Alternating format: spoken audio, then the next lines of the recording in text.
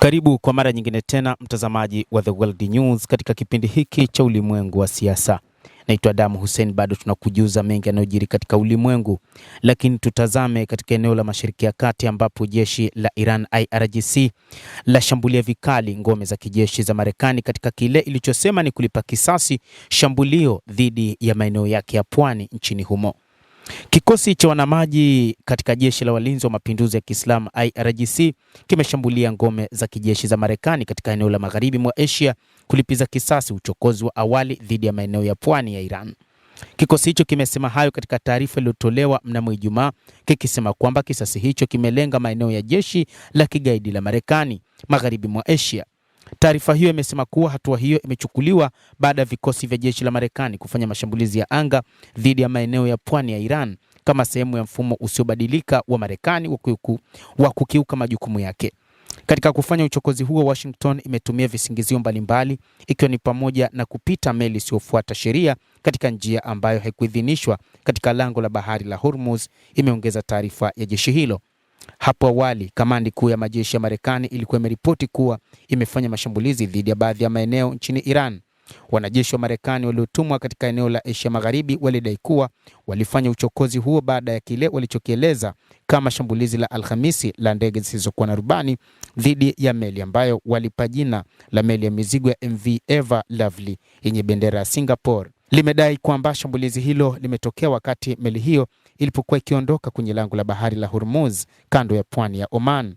Jamhuri ya Kiislamu ya Iran imekuwa ikikanusha madai ya kulenga vifaa visivyokuwa vya kijeshi na kuonya kuhusu jitihada za kuhusisha mashambulizi kama hayo kwa kuanzisha shughuli zinazofanyika chini ya bendera ya uongo.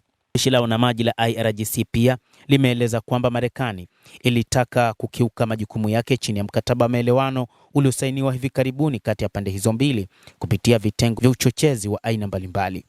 Na sasa imepokea jibu linalohitajika. Taarifa hiyo imeendelea kusema, ikimaanisha kulipiza kisasi kwa jeshi la Iran la IRGC. Hilo litatumika pia kwa ukiukwaji wowote wa baadaye wa makubaliano hayo, imeongeza taarifa ya IRGC, jeshi la Jamhuri ya Kiislamu ya Iran. Jeshi hilo limesema ikiwa uchokozi huo utarudiwa, majibu yetu yatakuwa mapana zaidi kuliko haya, imesisitiza taarifa ya IRGC, jeshi la Jamhuri ya Kiislamu ya Iran.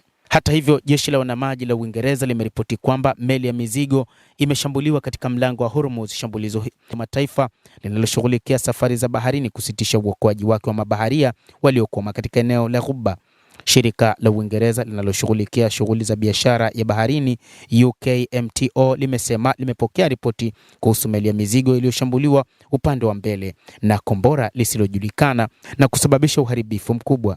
Shirika hilo pia limesema hakuja kuwa na majeruhi au athari za kimazingira zilizoripotiwa kutokana na shambulizi hilo. Baada ya shambulizi hilo, shirika la Umoja wa Mataifa linaloshughulikia safari za baharini IMO limesitisha mpango wake wa uokoaji wa mabaharia waliokwama katika eneo la Ghuba. Katibu mkuu wa shirika hilo Dominguez aliandika kwenye ukurasa wa X akisema, nimearifiwa kuhusu shambulizi katika Ghuba ya Oman. Usalama wa mabaharia unabaki kuwa muhimu sana ili kuhakikisha mbinu na usalama wa urambazaji ulioratibiwa. Mpango wa uokoaji wa IMO utasitishwa hadi ufafanuzi zaidi utakapotolewa, taarifa hiyo ilieleza. Ikulu ya White House nchini Marekani imesema ilikuwa inafahamu ripoti hizo na ilikuwa ikichunguza. Afisa wa ikulu alisema Rais Trump amekuwa wazi kwamba Iran haiwezi kugeuza mtiririko huru wa meli katika mlango wa bahari wa Hormuz. Na matukio haya yanaweza kutatiza mzunguko kati ya Marekani na Iran ambazo zinajaribu kufikia makubaliano ya mwisho baada ya kusaini mkataba wa makubaliano ili kukomesha mzozo ulioanza Februari 28. Endelea kutufuatilia mtazamaji, lakini usisahau kulike, usisahau kucomment, kadhalika kusubscribe channel hii upate habari hizi kwa mapana kupitia The World News.